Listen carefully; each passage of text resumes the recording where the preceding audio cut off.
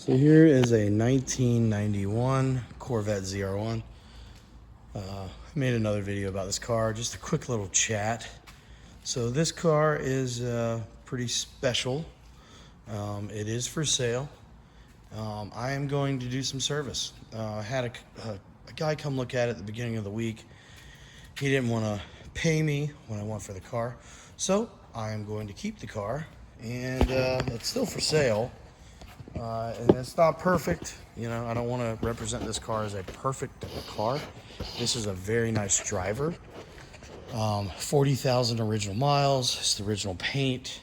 It's the original interior. It's red on red. 6-speed manual transmission. 375 horsepower. 370 foot-pound of torque. It's 11-to-1 compression ratio, which is pretty nuts.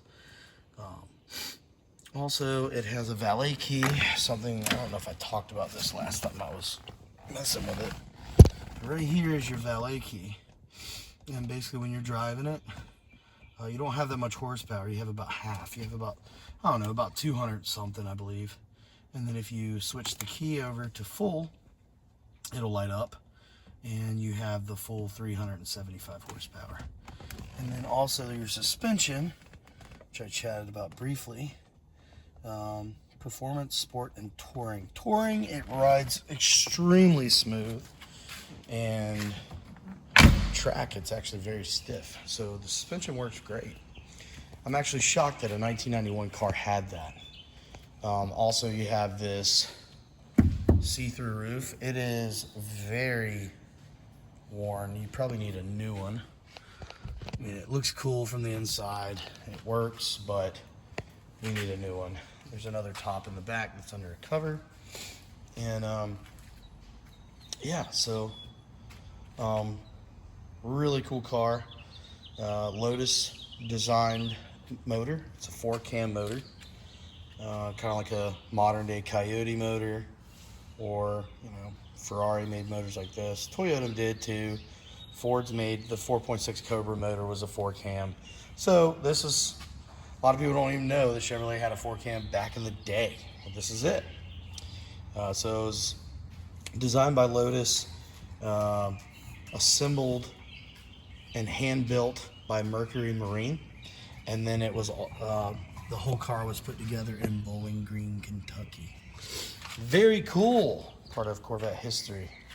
This car was extremely fast for its time. It demolished everything else on the road. There was no competition when this car came out. It was the cream of the crop. Really wide tires, front and rear. You can see how the body curves down.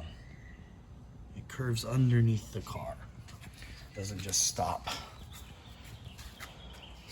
You have deep dish wheels on the back. And these actually work. They actually, like, I think they almost cool the brakes and pull air.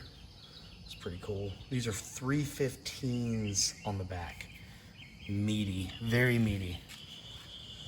So, and I think this was the last Corvette to have like a traditional transmission directly behind the engine.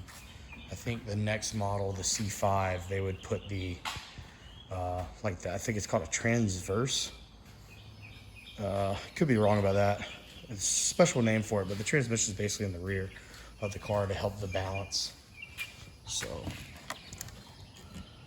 and this car is not perfect. It's a date. It's, you know, it could be a driver, something you could drive and enjoy. It's not a museum piece, but it is a museum type car.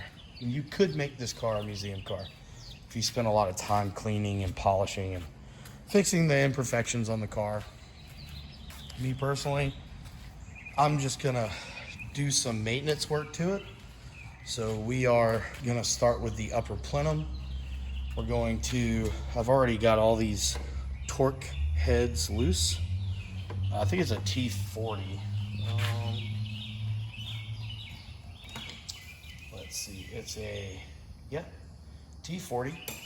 And sprayed some, I actually warmed the car up to get everything kind of warm. Backed it in here.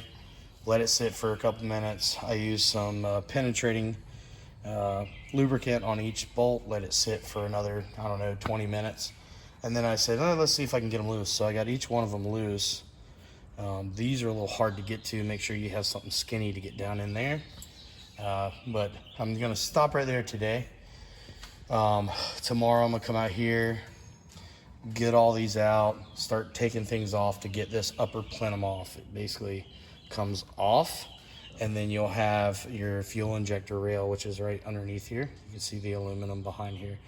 And you have 2 injectors per cylinder. So I got a fuel injector kit from South Bay Fuel Injectors, and we're gonna put those bad boys on here. They're more of a modern type fuel injector that is made for ethanol fuel.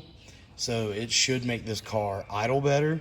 It should make the throttle response better, and it should withstand the current fuel that we are running in the world today, or in America. So that's something that needs to be done. I mean, does it really need it? No, you could get by without doing it, but I want to do this to the car, make it run a little bit better. It may give it a little bit more power, I'm not sure. You would have to dyno and then, you know, re-dyno. I'm not sure if that's the way that works. It could, maybe a couple, maybe not.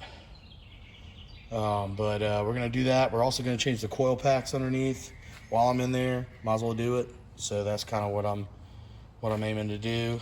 And then I think that's really it so far. I will be changing the oil in this motor, the transmission fluid, and the rear diff fluid. So all the fluids will be changed in this car. And it is still going to be for sale. It's for sale right now. If anybody wants to make an offer, they can. If not, then I'm going to continue to keep the car, preserve it, make it a little bit nicer, enjoy it too. I'm going to experience this car and drive it. I may actually take this car to a Corvette show this weekend. Coming up, it is Tuesday, so tomorrow's Wednesday. I will start on this and get this done. Thursday, I plan to do all the fluids change. And then I might actually work on this LS1 Camaro. I've been putting it off because I got too many projects, but this car has had a pretty rough life, and I'm thinking about repainting it actually. But we got the good old LS1. I gotta get the paint looking like that right there, son. But it's a LS1 SS Camaro T-top. I just put brand new, well, let's just say this. I put sound deadener in the car that it didn't have all throughout the whole car. Brand new carpet, and then I put all this new upholstery in the car to make it look really nice. And then I got a new dash as well, and a new windshield. And I've got some doors off of another Camaro. And the reason being, this one's got a little damage on it, and whoever did the window regulators, they didn't know what they were doing, and they like drilled and screwed up the inner door. So we're gonna try to fix that. She's dirty as hell right now, but it is a SS Camaro. This is, if I'm not mistaken, they made like 8 or 11 of these in white. So pretty rare car. I may get on this as well this week and get the seats bolted in, get the doors on, and we're gonna clean it, polish it up. Let's see what it looks like. I'm not sure if I'm gonna sell it like that or if I'm gonna put a quick paint job on it just to make it look really fresh, so I can get a little bit more money for it. It wouldn't be no, amazing paint job, but I can paint pretty decent. Here's some paint work I've done over here, so she's straight, she looks good, paint's good, it's got pearl in it, it's kind of a custom paint job. Can't see it in, maybe, but yeah, she looked good, It's another car I gotta work on, and another one. So I get this car and that car done. The Lightning will be back on the Lightning. We'll get it painted. There's the bed of it right there.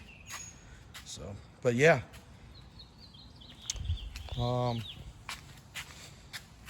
Yeah, this is a great car. Really cool car. Just kind of documenting my life and what I'm doing here. I work a regular job running a business, but on my off time, this is almost a business. I mean, I don't have a lot of fun doing this. I have fun driving them, but it's more of a business because I'm buying and flipping and trying to, just do stuff with cars. It's kind of a passion. It's kind of fun, but it's also a lot of work. And there's a lot of equipment that goes into this, tools, my time. So, and sometimes you make money, sometimes you don't. That's the car game. You're not going to get rich off of the car game. It's just something to do. You might make a little bit here and there, but it's a tough business, I can tell you that. So that's why I'm doing this by myself.